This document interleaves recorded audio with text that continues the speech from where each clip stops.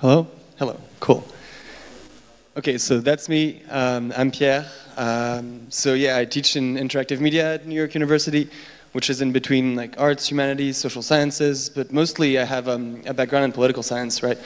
And most of my research interest lies in the crossover between technology and political change, and what some people call technology for social change, but which really ends up being technology for the sake of technology, right?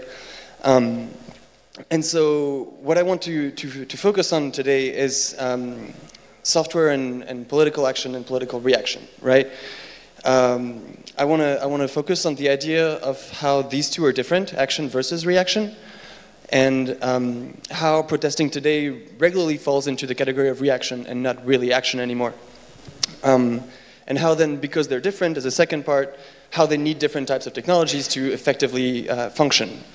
And then finally, we'll see that some of these technologies already do exist, and some of these don't. And I'd like us to consider them and consider the possibility of protesting on the digital space a little bit more thoroughly. So, what kind of political reaction does software enable, right? We can start from the assumption that it's a desire of human beings to act politically, right? To contribute to sort of living together. The question that comes after that is how do we do that? And then the question that the computer sort of skews a little bit is being blurred between efficiency and effectiveness, right?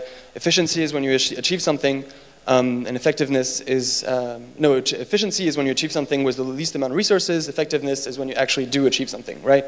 The fact that we live in a world where we're counting on CPU cycles, we tend to think in terms of resources and not always in terms of goals that are achieved. So to take a step back, we'll have to think about what is political action in itself, what is a protest, and then what exactly is software good at. And when we find these two circles in this Venn diagram, in the middle, maybe we'll find an answer. So for me, that's political protest today, right? Ferguson re-elects Dwight Mayer 2 years after the Mike Brown incident.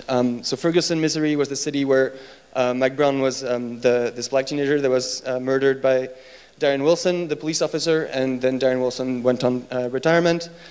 And it also spawned the Black Lives Matter movement on Twitter, right? And that's millions and millions and millions and millions of tweets of people saying how outraged they are, and ending up with James Knowles III, who was re-elected for the third time in Ferguson, Missouri, with 65% of the votes, right? So at some point, you tweet about something, I don't know if that is the result that the Black Lives Matter organizers wanted to have. And that's nothing against Black Lives Matter, it's more something about our way that we use social media. So social media and protest are a weird thing, right? We sort of have this fantasy of social media as a gateway to protest, as a gateway to topple the autocracies and to sort of like free the speech and free the people. The first one that comes to mind is the Arab Spring.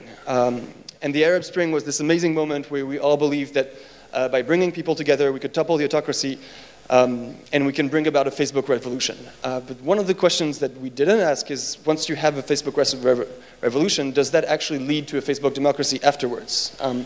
Does that allow you to organize yourself properly? And if you look at the state of like Tunisia, Libya, and Egypt today, you could argue that it's even worse than it was 15 years ago. But for a second, we thought that it worked, right? We had this sort of like weird romanticized ideals of social media allowing you to topple governments from the user's perspectives, because you have the young activists in those Arab countries that had the impression that everybody believed the same way they did. That was just because they were early adopters, right? And they were the only people that were present on that network. And then there were us in the West who sort of had this fantasy of seeing democracy spring magically as if it was the invisible hand allowing it to happen in those countries. But then turns out that everybody else got on the social media, and then it just became another mass media. On the other side, you have the British referendum. And the British referendum was kind of interesting in the sense that in the 2 first weeks of June 2016, so right before the referendum, there were about 1.5 million tweets that were tweeted about the Leave or Remain campaigns. And out of those tweets, I have the numbers, 54% were pro-Leave, 20% were pro-Remain, But then within those, 500,000 of those tweets were just tweeted by 1% of the Twitter accounts, basically Twitter bots, right? And those Twitter bots are just monopolizing the public space and the public discourse in which quantity has overcome quality. And it led to, or maybe not led, but contributed to the results that we know. And then finally you have China. And China is kind of cool. China knows, like, has the biggest social network in the world after Facebook, Weibo. And they actually know that social media isn't really about protest. They know exactly what is good, what is bad, what you're allowed to tweet, what you're not allowed to tweet, and it's actually a way for them to double down on their oppressive apparatus, where basically you can say anything about the government, you can complain about anything, the government will take care of those people and have this sort of ideal that they're fighting corruption. But whenever you start tweeting about going down on the streets and going anywhere, then you're being censored right away, and there's no way that you're ever going to go anywhere. Which brings me to the idea of protests, right? The idea of protest is something to me, for me, that is at least very physical. That starts as a public network, and it starts as a public network. And if you get the definition of a network, it's a private node with a bunch of edges that are connected to other nodes, and that makes a public network, right? If we consider the node as the individual, then the edges are the issues at stake, right? And a protest is a public network that is connected by a specific issue. And then it becomes important to characterize what are those issues. The more defined, the more specific, the stronger the edges are going to be, and the more consistent and coherent the network is going to be.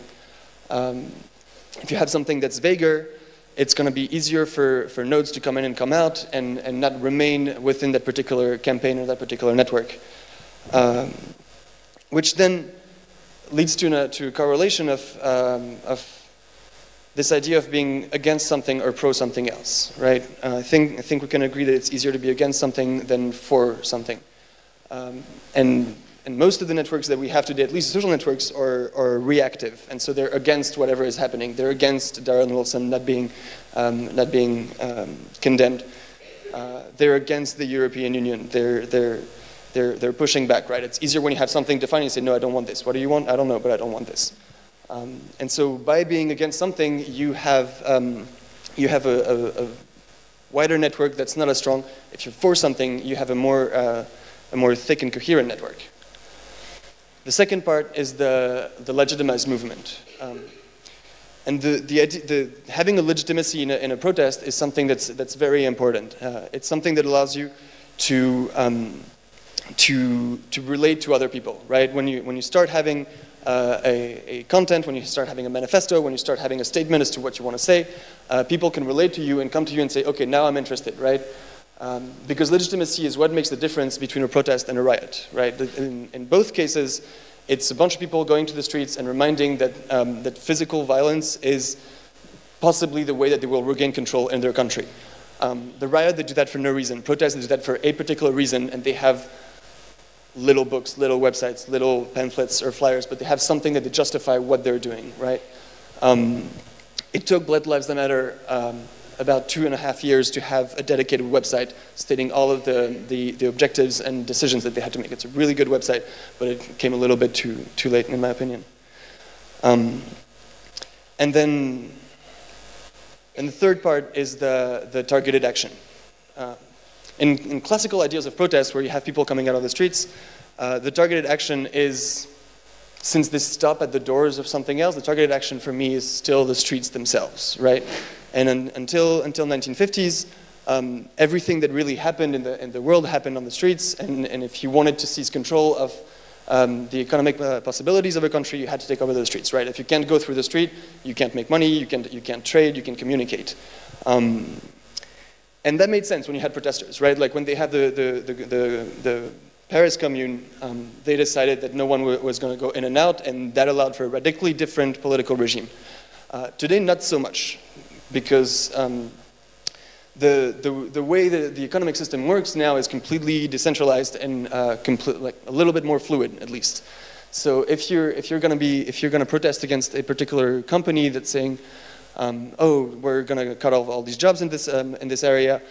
There's no way that you're going to stop their headquarters, right? You're not gonna be in front of their doors. They're just going to work from home, right? They have probably better Wi-Fi from home than at the office. So really, a targeted action is what is missing today in the protest, because you still have people coming out on the streets, but the only person that are meeting them on the streets are the policemen. So the good parts of social media, I think, is at least creating a network and creating a discussion of ideas and offering alternative ideas. And that's the basic requirement. But that doesn't actually go all the way, right? And I think one of the reasons that it doesn't go all the way is because it's really good at making you feel good about yourself. It's the combination of both written, visual, and moving content that transforms our mind and sort of like gratifies us constantly of beautiful colors and things that are happening, just like entertainment, right? And simply there's this weird moment where you're joining a community and you feel like you're being part of the community on an emotional level because you're having all this multimedia content presented to you, but at least in social media, you're never pushed a little bit above the other side, the same way you would be in a protest, where you go into a protest, you're physically present, there is drama, there is emotion.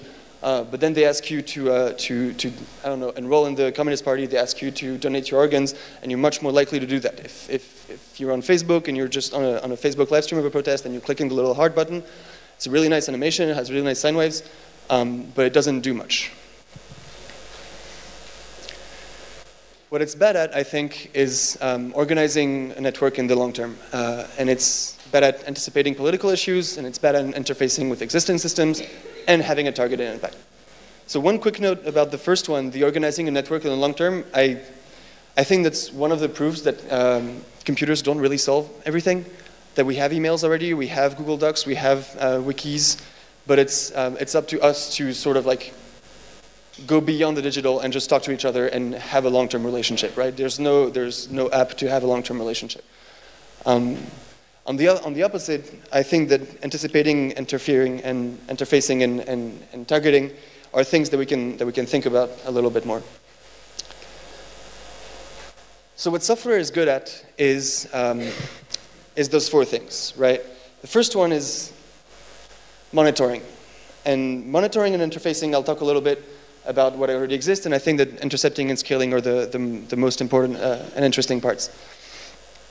But so monitoring is the ability to follow the flow of code, to see sort of discrepancies, what is consistent, what is not consistent, flag them whenever that happens, and then it raises an alert to the user. It's not really proactive per se, but it's the basis for action. It's informed consent, which then leads to a legitimate action because you know why you're doing something. There's something that's wrong in that system.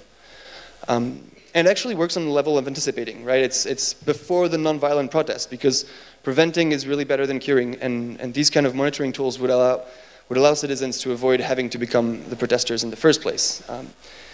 They provide constant feedback to the legislators as to what's happening, right? You have the legislator, they're doing something, you're monitoring them, and then you're saying, hey, like, no, you fucked up here, you fucked up there.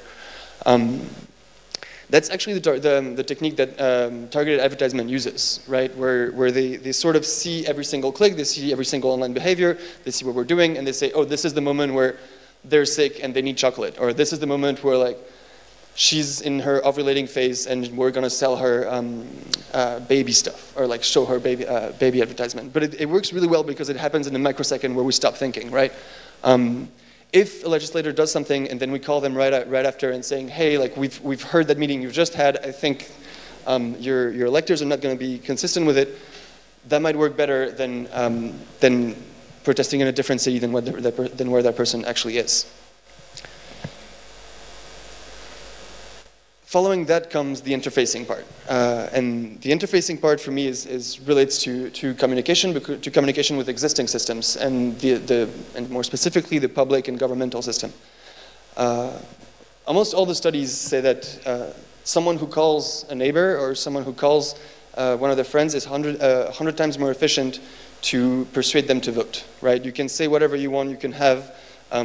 There was this ersatz of Pokemon Go game that was based on Facebook Friends, which then would allow you to push people to vote for the US elections, and it was this weird gamification thing.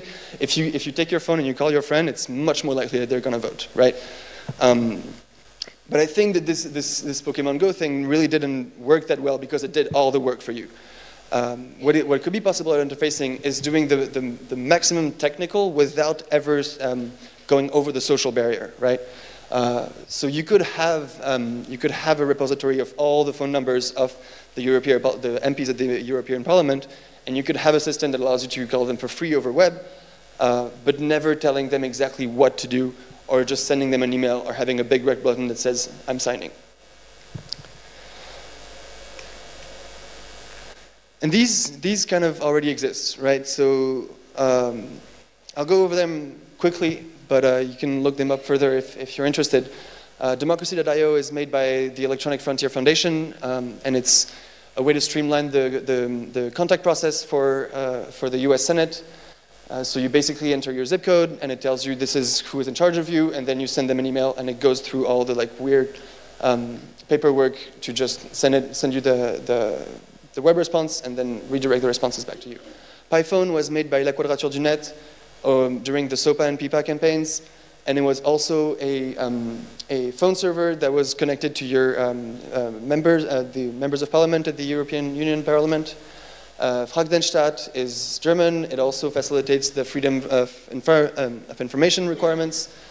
Open police complaints streamlines the possibility to file complaints for young black teenagers in the US. Edinburgh.gov.uk/petitions is an integrated petition system within the Edinburgh Parliament, which works much better than the ones that they have at the White House or the ones that they have at the governmental level in the UK. And then on the other side, you have VoteSmart, which is the most complete and thorough explanation of any single political candidate in the US. Open Oversight is like Yelp for police officers, basically. But in a more professional way. And then Sunlight Labs is formerly Sunlight Labs, where they started an API for the US Congress, which then was taken over by ProPublica. And Memopol and Politics are two French-Belgian websites. One of them is also by La Quadrature, about sort of monitoring what is going on and who is voting for what in the European Union Parliament, right? So all of these things sort of kind of exist. I think there are two problems in those in general, is that they're either, very stupidly, they're not mobile friendly. If you go to votesmart.org and it's the moment right before the election and you sort of want to know what's going on, you open up your phone and then the whole page is a Flash application, and so you just can't do anything, and you're just going to vote for whoever your neighbor votes for, or hopefully not. And then the other part is that it's not easily integrated. Not easily integrated means that in the case of PyPhone, for example, where they have the system where they're going to allow you to communicate with anyone in the parliament, they shut it down once the SOPA and PIPA campaign was done. So they consider that there's not really a campaign going on, and I would argue that it would also be convenient to have a constant hotline to the existing public systems.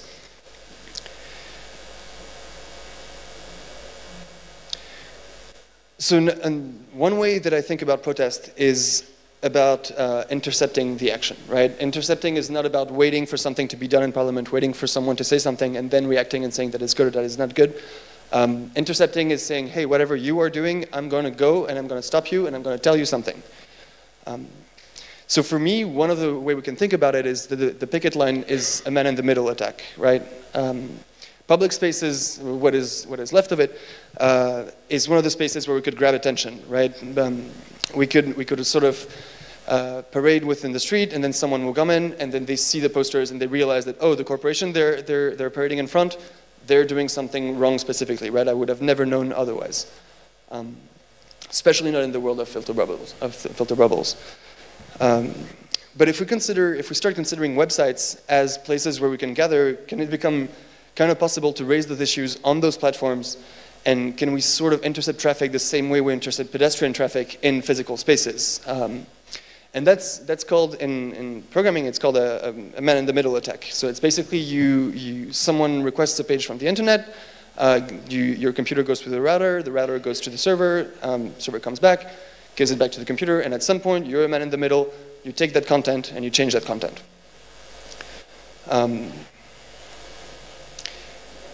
And the way you would change that content is by providing your own pop-ups and your own web pages, right?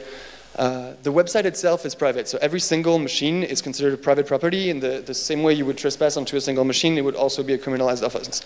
However, public Wi-Fi isn't, right? You can do whatever you want with public Wi-Fi because it doesn't really say anything about it. It was legalized actually by Google Maps as they went around all of the world and they sniffed the packets all around the public Wi-Fis, and I guess they had wealthy enough lawyers that they could win the case, and now we can do whatever we want with public Wi-Fi. But so what I'm getting at is that you could sort of grab the attention of someone by presenting them with content that's relevant to the public Wi-Fi they're on, right? If they're on the public Wi-Fi of a particular city, then you say, hey, there's that much income inequality in the area that you are right there. If you're on the public Wi-Fi of a private university, then you talk to them about the problems with student loans. If you're on the Wi-Fi of a particular airport, then you tell them that airplane travel is not, doesn't have limitations in terms of carbon emissions, right? But you can still sort of contextualize everything and you can take people by surprise. And then the last part is scaling, right? And scaling is the ability that computers have to do the same thing over and over and over and over and over and over and over again. And do that until something else crashes, right? Like either the computer itself or the target of the action. And so for me, we can start thinking as strikes as denials of services. Strikes used to be a critical leverage point in popular struggles. But they've now somewhat they've been legalized. It's a constitutional right in some countries. It's somewhat limited in others. It's only really forbidden in autocracies. And it's really just seizing a physical place with physical bodies in order to halt the economic income of the entity that you're protesting, right? But now that we're getting into the legalization of it, it becomes less and less radical and critical to strike, right? But if you think of a denial of service is the same thing. It's basically that you do a large number of requests to a specific server can't handle it, it crashes, and since it can't crash, can't do anything while it's down, it's basically useless.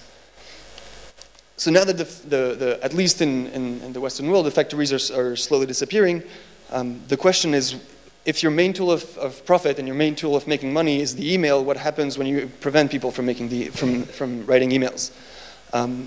Back in 2006, the servers of the Bank of England crashed for about 6 hours, and they have an estimated loss of 70 billion pounds.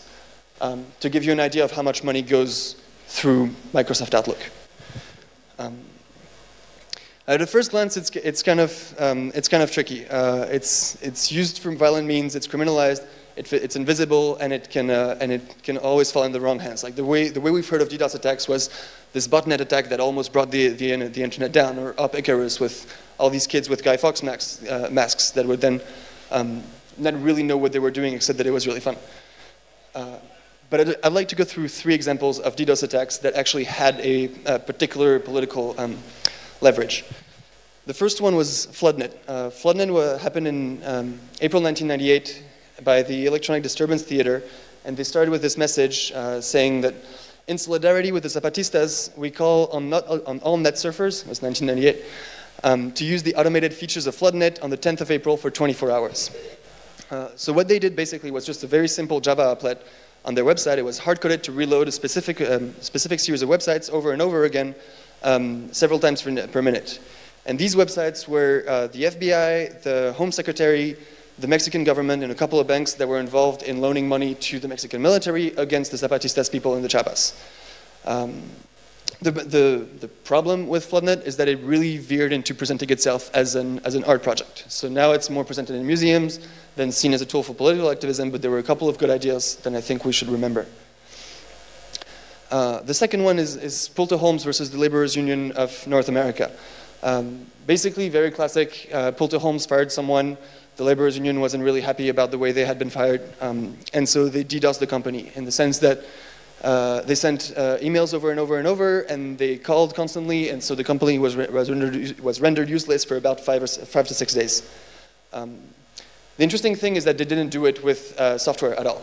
They just had a sheer number of union members, and then they managed to freeze the company all by themselves.